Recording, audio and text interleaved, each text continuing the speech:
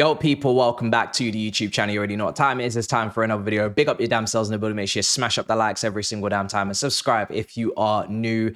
Chelsea versus Crystal Palace preview. Now, it's not going to be like last week. The tactical pad has been put to the side because, of course, we must delve into deadline day shenanigans and just tie it all up, consume it, compartmentalize it, and condense it because it was some extra stuff happening after the deadline, after my stream, and I just want to put it all in a place where it makes sense and then leave it at that. But we will be reviewing it completely, the whole window, ranking it, rating it, the good, the bad, the ugly, and of course the fees, the details, and just giving Chelsea the overview and what they rank out of 10 for that window. Deal by deal, day by day, because it was every day that the deals were being done. We will do that on Monday or Tuesday. It will drop a video, a ranking system. So until then, let's talk about Jadon Sancho, who is back home, it would seem, because he does support Chelsea. Kennington, where it started, Kennington, where his heart is. He's had something to say, and I'm going to delve into one part of his quotes, but of course, the normal stuff must come first. I'm really excited to be here. London is where I grew up, and I'm happy to be back. The manager spoke to me about the project, and for a young player, I'm excited. Hopefully I can bring goals and assists to the bridge. We know Sterling obviously had his words to say when he joined Arsenal on the loan deal. We'll speak in detail about how I feel about the details of that deal, like I said, next week. But he also said people have been chatting, people have been talking. A lot of players moving clubs that have a lot to prove. Jadon Sancho is one of those, and hopefully he does with those goals and assists that he mentioned. I think it's the manager who drew me to the project. He spoke to me on the phone about the project and what he was building here. And for a young player like myself, it's exciting. I can't wait to get started. Chelsea's iconic. My idols growing up were Drogba and Lampard, and now I have the opportunity to play for this club like them. It's a great feeling. Finally, and most importantly, they are signing me for a reason and to contribute to the team. I'm happy to do that, and I'm ready to do that, sorry. I enjoy the style of play. The wingers, when they get on the ball, he loves them to go 1v1 and be direct. We play a lot of 1-2s with the 10s and the striker combination plays. It's very attractive and it's a good style. And it's a style that I play. Let's talk about that quickly because, of course, Sancho is an academy product of Manchester City's. He knows Cole Palmer very well. He knows Lavia. He'll have played, even with Madueke on Instagram, they're already reposting. It seems like there'll be some chemistry there too.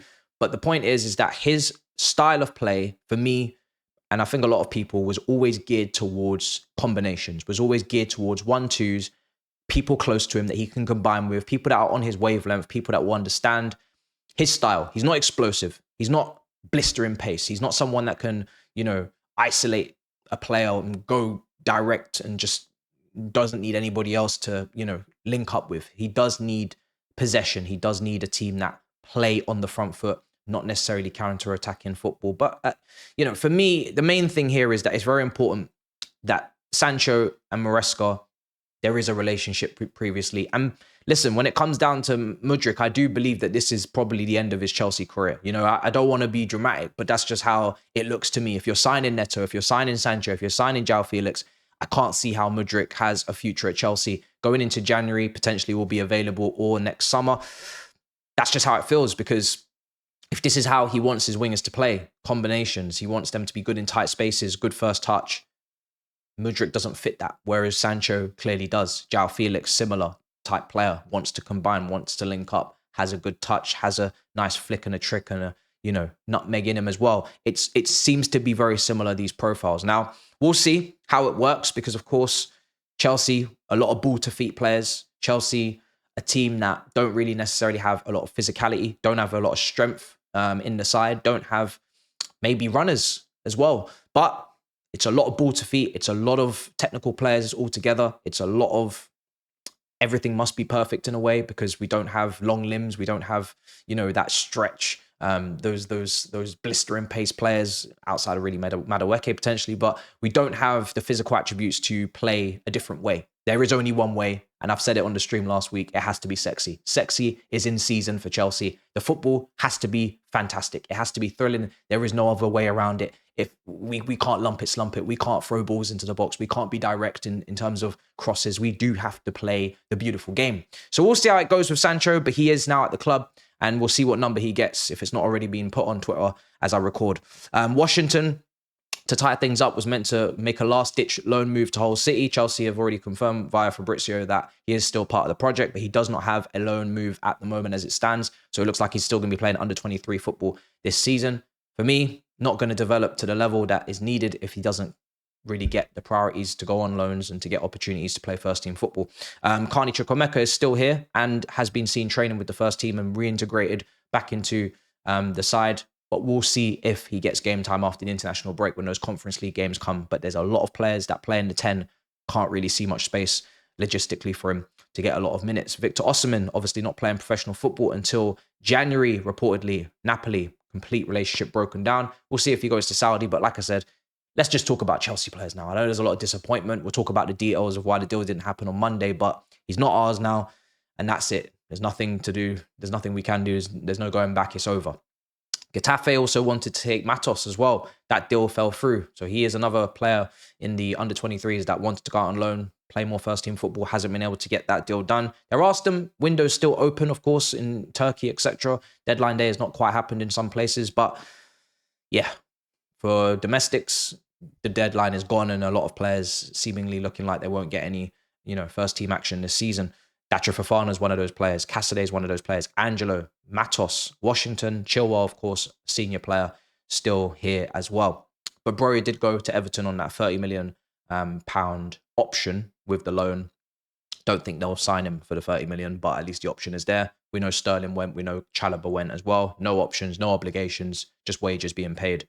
But we'll get into the details on Monday. So let's get into my team for the Palace game because we need to win. We need to win our first Premier League home game, because we didn't win our first Premier League home game against Manchester City. So we need to win our second. We need to win our second. Palace at home, they have no points so far on the board. They've lost Elise, they've lost Anderson, so maybe the chemistry at the centre-back position is not what it was last season. They have brought in some players. Chalobah, I'm sure, will not be allowed to play against us. He's not even registered regardless. Sancho is obviously not registered for this game either, so don't expect to see him. He'll be sitting in the crowd. But they have signed a couple players, Kreutz, Nketiah, back up maybe to Mateta. Eze, I don't feel like he'll have as good a season maybe as last season purely because he doesn't have the fluidity and chemistry that he had with Elise, the combination play. Those two are like yin and yang. And when he doesn't have that, there's more responsibility on him to kind of carry. And I just feel like that would be maybe too much for him. But we'll see how he does. Still a good player, still needs to be watched. Gusto, not the greatest start to the season, but he'll be on that side with Eze. He needs to be back to his best of last season. No doubts, no questions about the player, the quality that we saw. Just want to see him get back to that level as soon as possible. My team, I'm expecting to see Sanchez back in goal. We know in the Conference League on Thursday, nobody really impressed. Nobody really proved a point to say that they can come into this team for the Premier League. So I'm not expecting to see any of those guys outside of course, Enzo's, Madueke's. Gusto, Fofana, Colwell, Cucurella is the back four for me. Caicedo and Enzo. Lavia, I don't know if he's fit enough to start. Probably maybe slowly reintegrated, maybe on the bench at best, as he's just come back from that injury or knock. Madueke, Palmer, Neto in that attacking midfield three, and of course Jackson up front. Now, for me, Neto is now really the first choice left winger in this team after Sterling departing. There is no doubt now, no conversation. Mudryk won't be that person. Felix, we'll see. Sancho, we'll see after the international break. There's players vying for that position now. It's going to be a lot of competition. It's going to be very, very heavily contested. We know Neto can play right wing as well. So Madueke's got to stay in form from the Wolves game and stay sharp. Maybe tomorrow we might see Neto on the right and Felix on the left.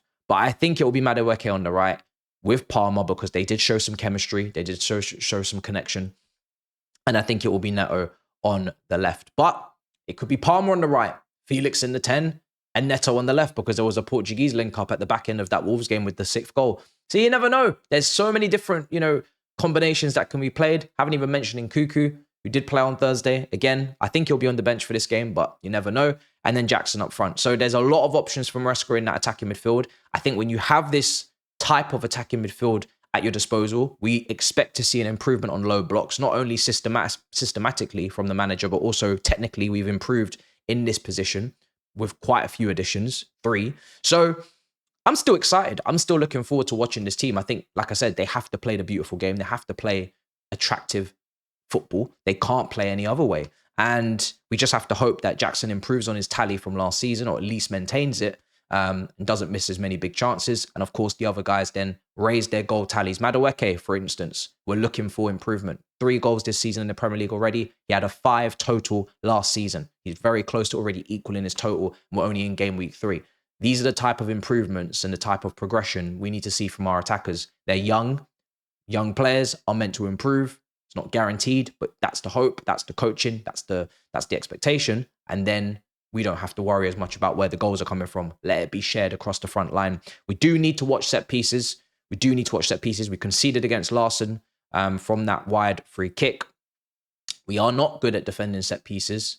It is still a learning curve for this team. Is it physically an issue, physicality issue? Is it, I don't know what it is, concentration issue? We're going to find out as the season goes on. We have that Brentford set piece coach, but we need to watch the Matetas, etc., the players coming up from the defense on the corners.